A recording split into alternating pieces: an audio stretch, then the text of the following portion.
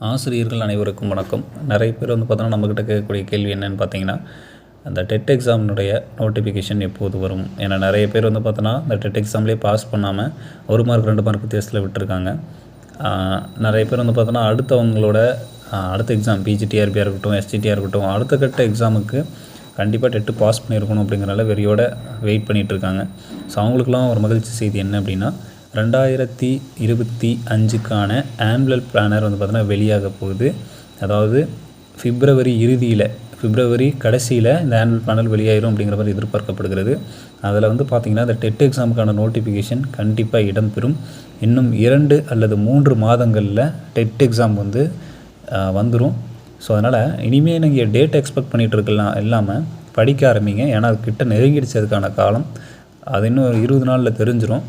அதுக்கப்புறம் டைம் நமக்கு கிடையாது. 1 மாதம் 2 மாதம் தான் டைம் கொடுப்பாங்க. டக்குன்னு நோட்டிஃபிகேஷன் வரும், டக்குன்னு எக்ஸாம் வந்துடும். அதனால் இப்போவே படிக்க ஆரம்பிங்க. இனி எக்ஸாம் டேட்டை பற்றி நீங்கள் யோசிக்க வேண்டிய அவசியம் கிடையாது.